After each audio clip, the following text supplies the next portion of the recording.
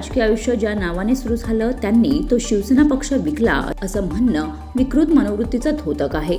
उद्धव ठाकरेंच्या शिवसेनेचे या तालुक्यातील कार्यकर्ते पक्षाशी इमान ठेवून काम करतात। स्वर्गीय हिंदू हृदय सम्राट बाळासाहेब ठाकरे यांच्या विचाराशी प्रामाणिक राहून ते काम करतात। उद्धवजी ठाकरे यांना शिव्यांची राखोली वाहणाऱ्यांनी राज्यात अनेक ठिकाणी युती केलेली आहे, त्यामुळे त्यांना उबाटा पक्ष विकला गेला आहे हे बोलण्याचा अधिकार नाही, अशी सडकून टीका प्रदेशाध्यक्ष खासदार सुनील तटकरे यांनी आमदार महेंद्र थोरवे यांचे नाव न घेता केली आहे।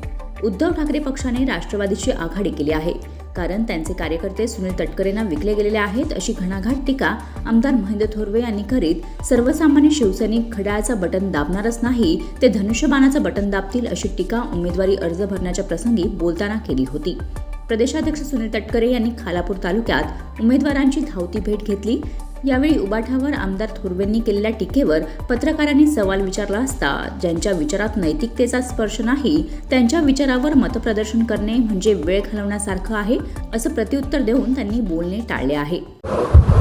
ज्यांचं राजकीय आयुष्य त्या नावाने सुरू झालं त्यांनी तो पक्ष कोणाला तरी विकला म्हणणं म्हणजे विकृत मनोवृत्तीचं ते द्योतक आहे।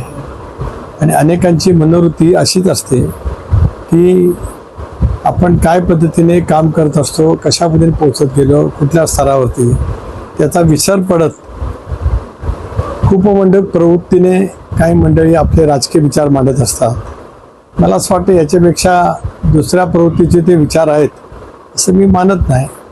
उद्धव बाळासाहेब ठाकरे या पक्षाचे या तालुक्यामध्ये काम करणारे कार्यकर्ते हे पक्षाशी इमान ठेवून काम करतात।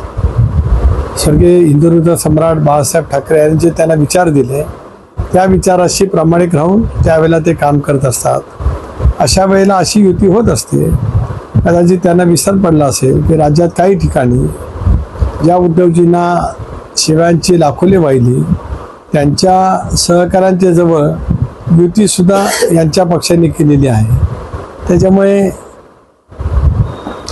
काही बाबतीमध्ये बोलण्याचा नैतिक अधिकार त्यांना नाही, पण नैतिकता कोणाकडे असते? नैतिक हा शब्द मी वापरला तो रूढ अर्थाने वापरला, पण ज्यांच्या विचारात नैतिकतेचा स्पर्शच नाही त्यांच्या विचारावरती फारसं मत प्रदर्शन करणं वेळ घालवण्यासारखं आहे।